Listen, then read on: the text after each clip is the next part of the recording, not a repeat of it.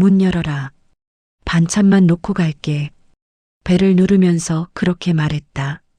말끝을 일부러 낮췄다. 부담 주려는 거 아니라고 괜히 미리 설명하듯이. 벨소리가 집 안으로 들어갔다가 아무 대답 없이 사라졌다. 나는 현관 앞에 그대로 서 있었다. 비닐봉지가 손에서 조금씩 무거워졌다. 김치통이 서로 부딪히며 둔탁한 소리를 냈다. 분명 불 켜져 있었는데 아까 엘리베이터에서 내릴 때 봤다. 거실 불빛이 커튼 사이로 새어나오는 걸. 사람 없는 집 불빛은 저렇지 않다. 괜히 혼잣말처럼 고개를 끄덕였다. 문 열 필요 없어. 진짜 반찬만 두고 갈 거야. 이번엔 벨을 누르지 않고 말했다. 문에 대고 말하면 더 잘 들릴 것 같아서였다. 아무 소리도 안 났다. 복도에 다른 집 문 여닫는 소리가 울렸다. 아래층에서 누군가 택배를 받는지 밝은 목소리가 잠깐 들렸다가 사라졌다. 그 소리들이 더 크게 느껴졌다. 이 집만, 이 문만. 유난히 조용했다. 못 들었나? 비닐봉지를 들어 올려 문 쪽으로 조금 흔들었다. 안에서 반찬통이 또 한 번 부딪혔다. 국도 안 끓였을까봐 가져온 거야. 누구에게 말하는지도 모른 채 나는 계속 말을 붙였다. 애도 있잖아. 요즘 날씨도 추워졌고. 문은 그대로였다. 손잡이도 잠금 장치도 미동이 없었다. 괜히 손잡이를 한 번 봤다. 예전엔 비밀번호도 외우고 있었는데 아들 대학 들어가고 결혼하고 아기가 태어났을 때까지도 나는 이 집 문을 내 집 문처럼 열고 다녔다. 언제부터였을까? 벨을 누르게 된 게. 그래도 반찬은 가져오지 말아야 하나. 잠깐 그런 생각이 스쳤다. 하지만 이미 여기까지 왔다. 이른 아침부터 장 보고 무거운 봉지 들고 엘리베이터 타고 올라온 발걸음이 괜히 헛수고가 되는 것 같았다. 나는 다시 벨 앞에 섰다. 문 열어라. 진짜 잠깐이야. 이번엔 벨을 눌렀다. 길게. 벨 소리가 끝났는데도 아무 반응이 없었다. 그때였다. 안쪽에서 아주 작은 소리가 났다. 바닥을 끄는 소리. 아주 조심스러운 발소리.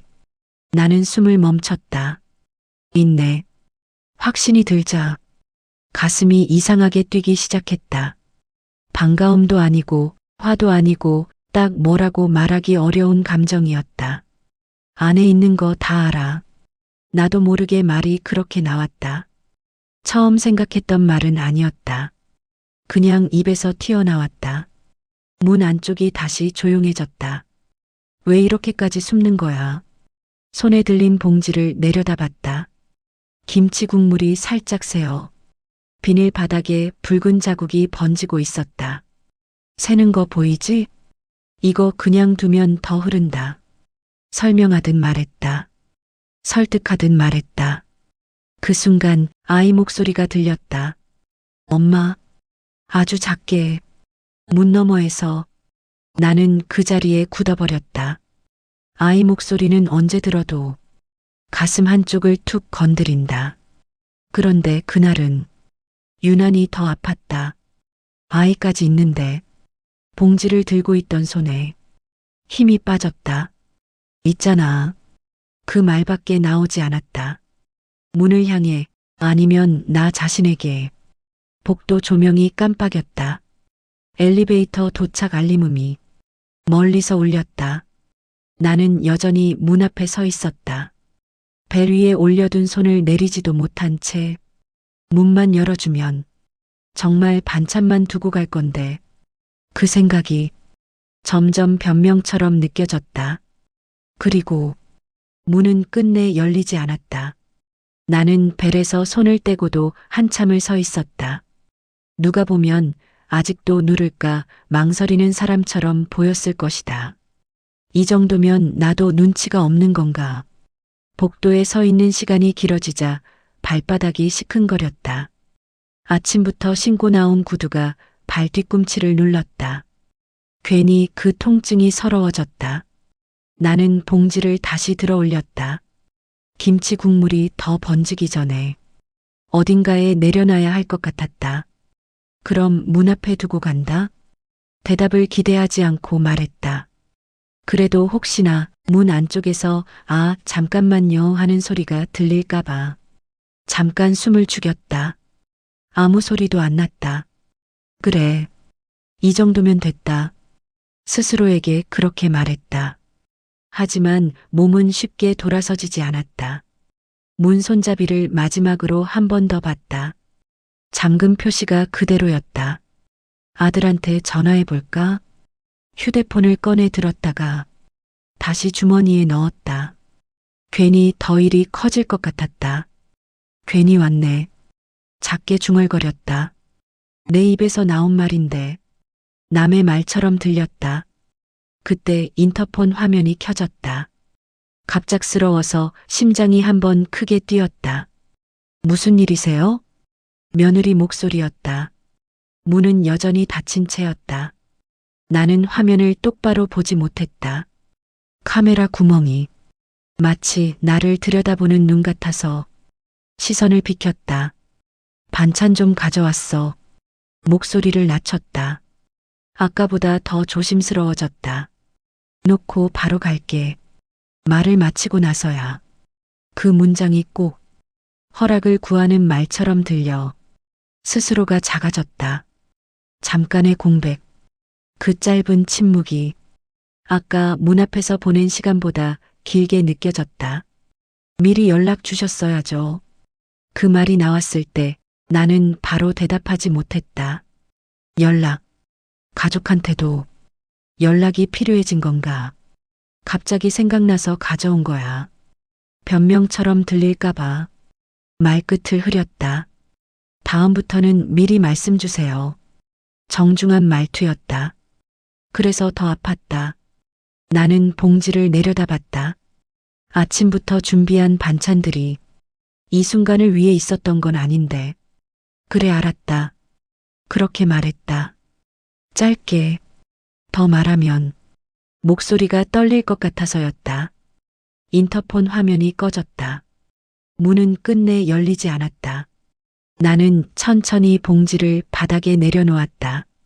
현관문 바로 옆. 누군가 열면 바로 보이게. 이렇게 두면 되겠지. 한 발짝 물러섰다. 괜히 또 무언가 말할까봐. 입술을 꼭 다물었다. 돌아서는데 문 안쪽에서 아주 희미한 인기척이 느껴졌다. 그러나 문은 열리지 않았다. 엘리베이터 버튼을 누르며 나는 생각했다. 다음부터는 정말 미리 연락해야 하나? 문득 다음이 있을지 없을지 그것부터가 확신이 없다는 걸 깨달았다. 엘리베이터 문이 닫히는 동안 현관 앞에 남겨둔 봉지가 자꾸 눈에 밟혔다. 그날 나는 반찬을 두고 갔지만 마음은 거기 두고 오지 못했다. 엘리베이터 안에서 나는 아무 말도 하지 않았다. 거울에 비친 내 얼굴을 제대로 보지도 않았다. 괜히 보면 눈가에 남은 감정이 다 들킬 것 같아서였다. 문이 닫히는 소리가 유난히 컸다. 그 소리에 맞춰 가슴 안에서 뭔가 같이 내려앉았다. 다음부터는 미리 연락하라더라. 그 말이 계속 귀에 남았다. 정중했지만 선을 그은 말이었다. 집에 돌아와도 손이 바빴다. 외투를 벗어걸고 신발을 정리하고 아무도 묻지 않는 집안일을 괜히 더했다. 냉장고 문을 열었다 닫았다. 이미 가져가려던 반찬들은 없었다. 빈칸이 더 크게 보였다. 괜히 욕심이었지. 나는 식탁에 앉았다. 전화기를 앞에 두고 한참을 바라봤다. 아들 번호는 이미 외우고도 남을 만큼 익숙한데 누르는 건 늘 망설여졌다. 바쁠까? 혼잣말이 나왔다. 사실은 바쁠까봐가 아니라 귀찮아할까봐였다. 전화 대신 메시지를 쓰기 시작했다. 한 줄 쓰고 지웠다. 또 쓰고 지웠다. 반찬 가져왔는데 문 앞에 두고 왔다. 너무 서운한 사람 같았다. 오늘 근처에 들를 일이 있어서 거짓말 같았다. 다음엔 미리 연락할게. 이 문장은 왜 이렇게 자존심이 상하는지 몰랐다. 결국 아무것도 보내지 못했다. 전화기를 뒤집어 놓았다. 그래, 나도 생각을 좀 해보자. 그날 이후 나는 계획을 세웠다. 대단한 계획은 아니었다. 그저 예전처럼 굴지 않겠다는 결심이었다. 불쑥 찾아가지 않기, 벨부터 누르지 않기, 아들 집 근처를 지나가도 괜히 발길 돌리지 않기. 그렇게 하면 나도 덜 상하고 저쪽도 덜 부담일 거라 스스로를 설득했다. 며칠 뒤 시장에서 김치를 사다가 괜히 손이 멈췄다. 이건 가져가도 되나? 봉지를 들었다가 내려놓았다. 상인이 쳐다보자 괜히 웃으며 말했다. 다음에 살게요. 집으로 돌아오는 길 손이 비어 있었다. 그 빈손이 이상하게도 무거웠다. 며느리에게서 연락은 없었다. 아들도 없었다. 기다리라는 건가? 아니면 잊으라는 건가? 나는 달력을 봤다. 손주 생일이 한 달도 남지 않았다. 그날만큼은 연락을 해도 되는 날일까? 나는 다시 전화기를 집어들었다. 이번엔 메시지를 쓰지 않았다. 아들 번호를 눌렀다. 신호음이 갔다. 한 번, 두 번, 그 사이 문 앞에 서 있던 내 모습이 자꾸 떠올랐다. 이번엔 문이 열릴까? 신호음이 계속 울리고 있었다. 신호음이 3번 울리고 나서야 전화가 끊겼다. 받지 않았다. 나는 그대로 전화기를 내려놓았다. 괜히 다시 누르지 않았다. 연속으로 전화하는 건 재촉하는 사람처럼 보일 것 같아서였다. 바쁜가 보다. 그 말로 스스로를 달랬다. 하지만 마음 한쪽에서는 다른 말이 자꾸 고개를 들었다. 보고 싶지 않은 걸지도. 그날 저녁 반찬을 조금 남겼다. 원래는 남기지 않는다. 먹을 만큼만 하고 남으면 다음날 먹는다. 그런데 그날은 젓가락이 자꾸 멈췄다. TV에서는 누군가 웃고 떠들고 있었다. 가족이 모여 밥을 먹는 장면이었다. 나는 소리를 줄였다. 괜히 보는 거 아니야. 그때 휴대폰이 울렸다. 탁자 위에서 작게 진동했다. 나는 바로 집어들지 않았다. 이름을 보고 나서야 손을 뻗었다. 아들 이름이었다. 목소리가 너무 차분하게 나와서 나 스스로도 놀랐다. 엄마. 전화기 너머로 아들의 숨소리가 들렸다. 그 숨소리 하나에 괜히 가슴이 풀렸다. 아까 전화했더라. 응. 그 뒤에 이어질 말이 쉽게 나오지 않았다. 갑자기 전화해서 미안하다. 아들이 먼저 말했다. 그 말에 내가 할 말이 하나 사라졌다. 아니다. 짧게 대답했다. 길게 말하면 괜히 울컥할 것 같았다. 잠깐의 침묵. 그 사이에 부엌 시계 초침 소리가 유난히 크게 들렸다. 오늘 집에 왔었지? 그 말에 나는 잠시 말을 고르다 그대로 말했다. 응. 반찬 좀 가져갔었다. 미안해, 엄마. 아들의 목소리가 조심스러웠다. 애가 낮잠 자는 시간이라서 그 설명이 변명인지 사실인지는 중요하지 않았다. 나는 고개를 끄덕였다. 전화기 앞에서 혼자 다음부터는 미리 말해줘. 아들이 덧붙였다. 그 말은 며느리 목소리와 닮아 있었다. 그래. 이번엔 바로 대답했다. 이미 한 번 들은 말이었다. 문 앞에 둔 반찬은 우리가 잘 먹을게. 그 말에 가슴이 조금 내려앉았다. 완전히는 아니고 조금. 그래. 상하지 않게 먹어라. 그 말을 끝으로 대화는 금방 끝났다. 전화를 끊고 나서 나는 한참을 가만히 앉아 있었다. 아들이 대신 말해준 거네. 누구의 생각이었는지는 굳이 따져보지 않았다. 따지는 순간 마음이 더 어지러워질 것 같아서였다. 그날 밤 잠자리에 누워서도 쉽게 잠이 오지 않았다. 현관문 앞에 내려놓은 봉지, 아이 목소리, 인터폰 화면 속 닫힌 문. 장면들이 순서 없이 떠올랐다. 다음엔 정말 연락만 할까? 그렇게 생각하면서도 한편으로는 다음이 없을까봐 괜히 겁이 났다. 눈을 감기 직전 휴대폰 화면을 한 번 더 켰다. 아들 이름 옆에 어제 통화라는 글자가 떠 있었다. 나는 화면을 끄며 아주 작게 말했다. 그래도 전화는 했네. 그 말이 위안인지 스스로를 속이는 말인지는 나도 알 수 없었다. 며칠이 흘렀다. 연락은 없었다. 전화도 메시지도 나는 일부러 먼저 하지 않았다. 그날 이후 이게 내가 세운 유일한 규칙이었다. 이번엔 내가 한 발 물러나 보자. 아침에 눈을 뜨면 제일 먼저 휴대폰을 확인했다. 알림은 없었다. 괜히 화면을 한 번 더 내려봤다. 시계를 봤다. 아직 아침이었다. 그런데도 하루가 이미 길게 느껴졌다. 달력을 펼쳤다. 손주 생일에 그려둔 동그라미가 괜히 더 진해 보였다. 19날.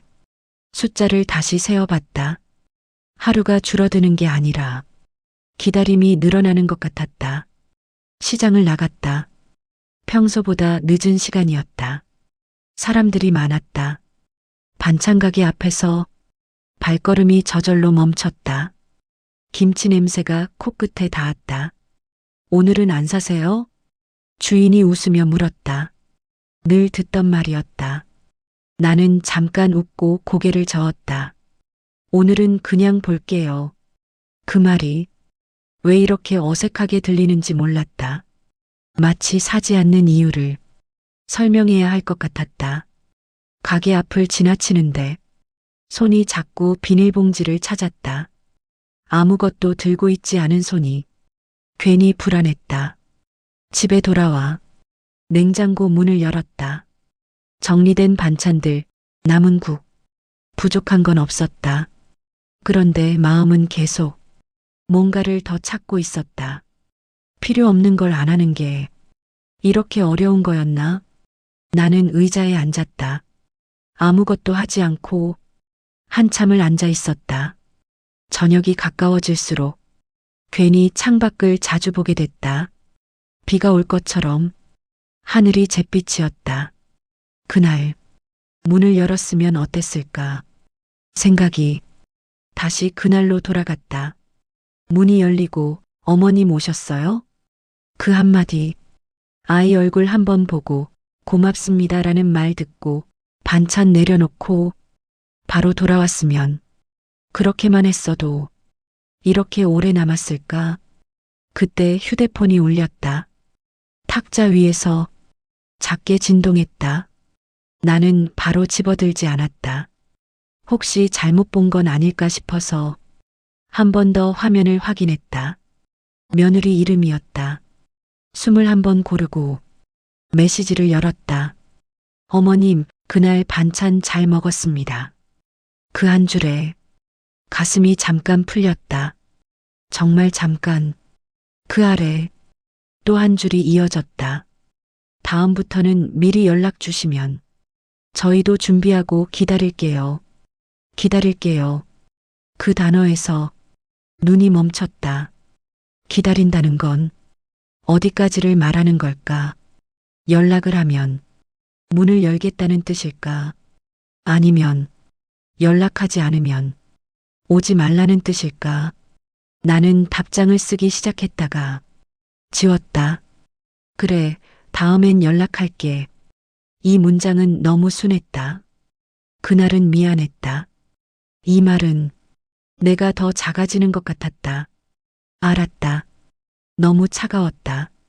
결국 아무것도 보내지 않았다. 창밖에 비가 내리기 시작했다. 빗소리가 창문을 두드렸다. 이제는 선택해야 하는 건가? 예전처럼 아무 생각 없이 가느냐, 아니면 정말로 연락부터 하는 사람이 되느냐? 나는 휴대폰을 내려놓았다. 그 순간 확실하게 느꼈다. 이건 반찬 이야기가 아니었다. 예의의 문제도 아니었다. 문을 여느냐 마느냐가 아니라 내가 어디까지 서야 하는지 정하는 일이었다. 그날 밤 나는 답장을 보내지 않았다. 대신 달력을 다시 꺼내 손주 생일에 그려둔 동그라미를 한 번 더 덧그렸다. 진하게, 지우지 못하게. 그날은 문이 열릴까? 그 생각 하나로 불을 껐다. 손주 생일 전날이었다. 달력에 그려둔 동그라미가 유난히 눈에 띄었다. 펜으로 여러 번 덧그은 자국이 괜히 더 진했다. 아침에 눈을 떴을 때부터 몸이 무거웠다. 전날보다 더 일찍 깼는데 일어날 이유가 없는 날 같았다. 그래도 부엌으로 갔다. 습관처럼 냄비를 꺼냈다. 미역을 씻어 물에 담갔다. 이걸 왜 하고 있지? 손이 멈췄다. 그대로 서서 미역이 물에 풀어지는 걸 바라봤다. 안 간다면서 스스로에게 말했다. 어제도 그제도 가지 않기로 마음먹었다. 그런데 몸은 마치 내 말을 듣지 않는 것처럼 계속 움직였다. 소고기를 꺼내 잠깐 해동시켰다가 다시 냉동실에 넣었다. 괜히 준비했다가 괜히 상처만 받을 텐데. 불을 켜놓은 채 냄비 뚜껑을 덮었다. 전화기는 식탁 위에 있었다. 며느리 이름이 적힌 대화창이 아직도 남아 있었다. 미리 연락 주시면 그 문장을 다시 읽고 싶지 않아서 화면을 꺼버렸다. 점심이 가까워질 무렵 집안이 조용해졌다. TV도 켜지 않았다. 그래도 생일인데 그 생각이 끝내 나를 붙잡았다. 나는 전화기를 들었다.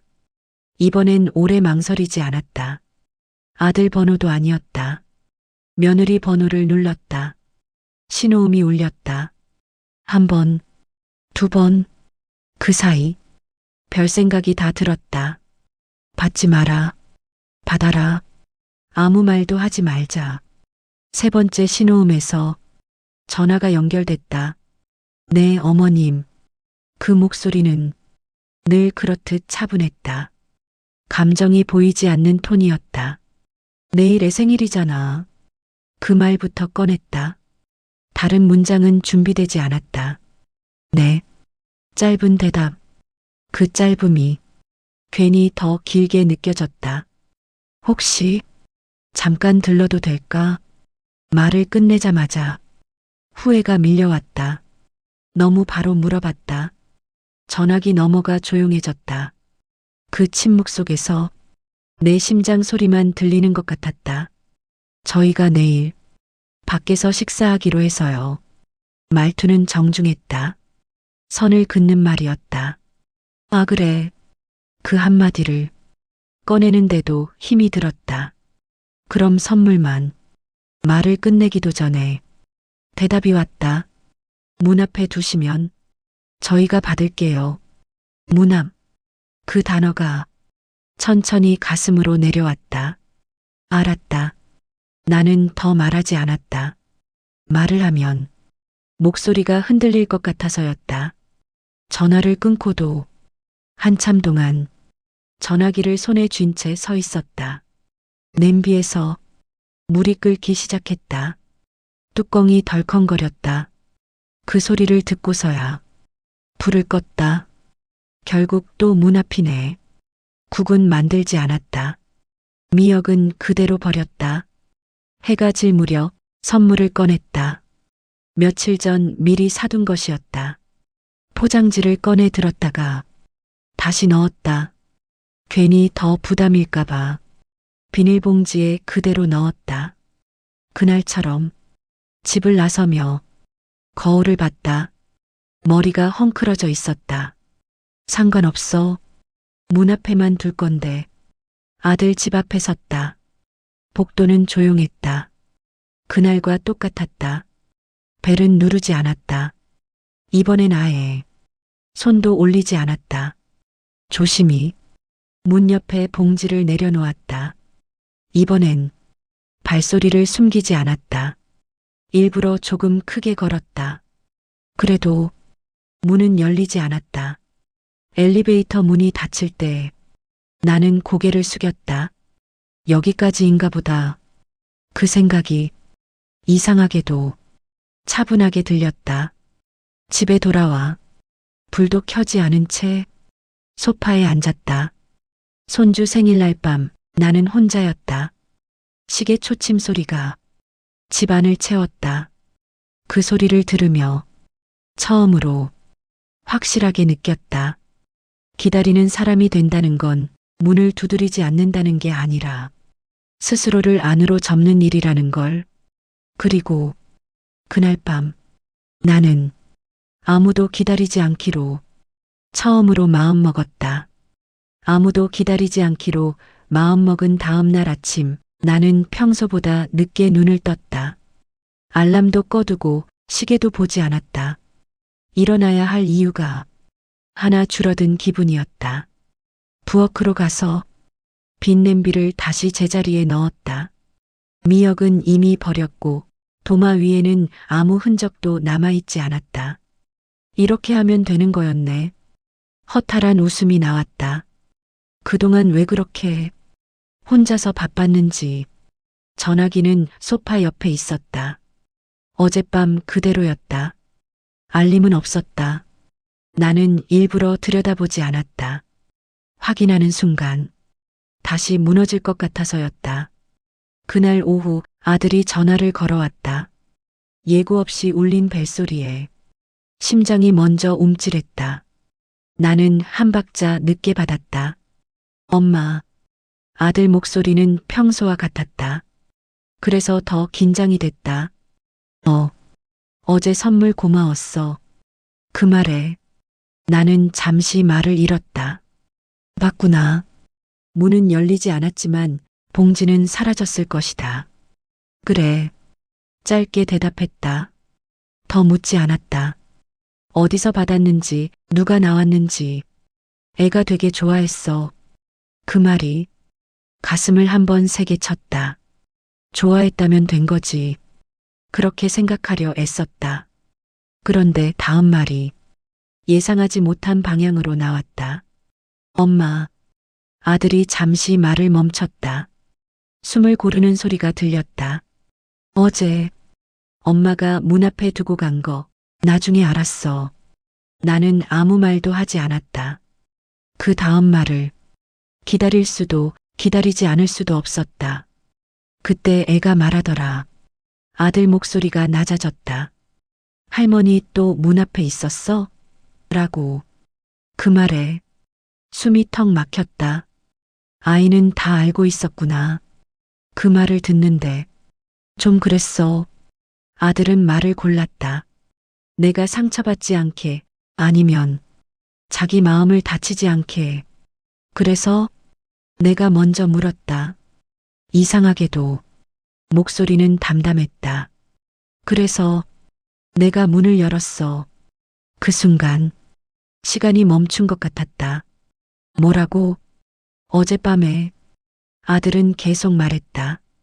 선물 놓여 있는 거 보고 애 말 듣고 그냥 가만히 있을 수가 없더라. 나는 소파에 앉은 채 손에 힘을 줬다. 문을 열었는데 아무도 없었어. 그 말이 웃기지도 않은데 입가가 떨렸다. 그때 엄마가 생각났어. 아들 목소리가 조금 흔들렸다. 엄마가 문 앞에 서 있었을 거라는 생각이. 나는 그제야 눈을 감았다. 복도 조명, 문 앞 바닥, 비닐봉지 소리. 모든 장면이 한꺼번에 떠올랐다. 엄마. 아들이 다시 불렀다. 그동안 우리가 너무 편한 쪽으로만 생각했던 것 같아. 그 말에 가슴이 뜨거워졌다. 이 말 하나를 기다렸던 걸까? 엄마가 문을 두드리지 않게 된 게 어른이 돼서가 아니라 상처받아서라는 걸 어제야 알았어. 나는 그제야 숨을 길게 내쉬었다. 그래서 오늘 엄마한테 말하려고 전화했어. 뭐라고? 다음엔 문 앞 말고 안으로 들어오라고. 그 말을 듣는 순간 눈물이 났다. 소리 없이 조용히. 그래도 미리 연락은 해줘. 아들이 덧붙였다. 조심스럽게. 나는 웃었다. 눈물이 난 채로. 그래. 이번엔 정말로. 기꺼이 말했다. 전화를 끊고 나서 나는 한참을 움직이지 못했다. 문이 열린 건 어제였구나. 내가 없는 사이에 아들의 마음에서 그날 저녁 며느리에게 메시지가 왔다. 어머님, 어제는 저희가 너무 경황이 없었어요. 그 아래 한 줄. 다음 주에 시간 괜찮으시면 저녁같이 하실래요? 나는 화면을 오래 바라봤다. 이번엔 지우지 않았다. 그래. 미리 연락하고 갈게. 그렇게 답장을 보냈다. 문득 현관 쪽을 봤다. 아무도 없는데도 괜히 이제는 배를 눌러도 되겠지. 그 생각이 들자 가슴 한쪽이 조용히 풀렸다. 그날 밤 나는 처음으로 달력에 동그라미를 지우지 않았다. 대신 그 옆에 작게 적었다. 집에 들어가는 날, 다음 주 저녁 약속까지 사흘이 남아 있었다. 나는 괜히 달력을 여러 번 봤다. 날짜는 변하지 않는데 내 마음만 자꾸 앞서갔다. 미리 연락하고 가는 날. 그 말이 입안에서 굴러다녔다. 낯설었다. 하지만 싫지는 않았다. 약속 전날 나는 반찬을 만들지 않았다. 괜히 또 예전으로 돌아갈까 봐서였다. 냉장고를 열었다 닫고 아무것도 꺼내지 않았다. 이번엔 빈손으로 가도 된다. 그 생각이 나를 조금 가볍게 했다. 약속 당일 나는 시간을 맞춰 집을 나섰다. 일부러 너무 일찍까지도 늦지도 않게 엘리베이터 거울 속 내 얼굴을 한 번 더 봤다. 표정이 굳어 있지 않은지 괜히 신경이 쓰였다. 아들 집 앞에 섰을 때 벨 앞에서 잠깐 멈췄다. 이번엔 숨을 한 번 고르고 벨을 눌렀다. 짧은 소리, 기다림, 문이 열렸다. 그 소리가 생각보다 컸다. 아니, 내 마음에서 컸다. 어머님 오셨어요. 며느리였다. 문을 활짝 열지는 않았지만 몸을 비켜 길을 만들었다. 들어오세요. 그 말에 발이 바로 떨어지지 않았다. 문 안 공기가 낯설게 느껴졌다. 이렇게 들어오는 게 얼마만이더라. 신발을 벗고 현관 안으로 들어섰다. 아이 신발이 가지런히 놓여 있었다. 그날 문 앞에서 보지 못했던 풍경이었다. 할머니, 아이 목소리가 거실에서 튀어나왔다. 나는 그 자리에서 한 박자 늦게 웃었다. 그래, 아이를 안아들었다. 몸이 따뜻했다. 괜히 더 꼭 안았다. 문 앞에 안 있었지? 아이의 말에 나는 잠깐 멈췄다가 웃었다.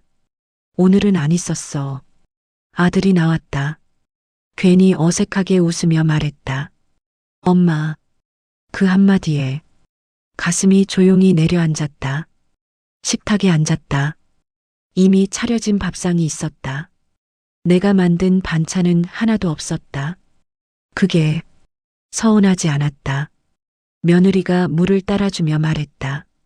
어머님, 오늘은 그냥 편하게 드세요. 편하게. 나는 고개를 끄덕였다. 밥을 먹는 동안 큰 이야기는 없었다. 아이 이야기, 날씨 이야기, TV에서 본 이야기. 그 평범함이 이상하게도 좋았다. 이게 함께 먹는다는 거구나. 밥을 다 먹고 나는 먼저 일어나지 않았다. 설거지를 하겠다고 말하지도 않았다. 그저 자리에 앉아 있었다. 며느리가 접시를 들고 부엌으로 갔다. 잠깐의 침묵. 아들이 입을 열었다. 엄마, 그동안 엄마한테 너무 당연하게 생각한 것 같아. 나는 대답하지 않았다. 그 말이 변명인지 고백인지는 굳이 나눌 필요가 없었다. 엄마가 항상 문 앞에 있을 거라고 말끝이 흐려졌다. 아니다. 내가 먼저 말했다. 나도 너희 집이 내 자리인 줄 알았어. 그 말에 아들이 고개를 들었다. 이제는 초대받아서 오면 된다. 내 말에 아들이 웃었다. 그게 더 좋아. 아이 방에서 장난감 소리가 났다. 며느리가 부엌에서 나왔다. 잠깐 망설이다가 말했다. 어머님, 응, 저희도 좀 서툴렀어요. 그 말에 나는 고개를 끄덕였다. 다 그런 거지. 그 말이 처음으로 나 스스로에게도 해주는 말 같았다. 집을 나설 때 며느리가 문을 열어주었다. 이번엔 문이 닫히지 않았다. 조심히 가세요. 그래. 엘리베이터를 기다리며 나는 현관을 한 번 더 봤다. 불이 켜진 집, 열렸던 문. 문이 열린다는 건 누군가 허락해줘서가 아니라 서로 자리를 인정하는 거구나. 엘리베이터 안에서 나는 웃었다. 크게도 억지로도 아닌 웃음이었다. 집에 돌아와 달력을 봤다. 손주 생일 옆에 적어둔 집에 들어가는 날. 그 아래에 작게 하나 더 적었다. 문 앞에 서지 않아도 되는 날. 그날 밤 나는 반찬 걱정도 벨소리 걱정도 하지 않았다. 그리고 처음으로 확실히 알았다. 문은 닫혀 있었던 게 아니라 각자의 자리를 다시 정리하고 있었던 거라는 걸. 그걸 아는데 조금 오래 걸렸을 뿐이다.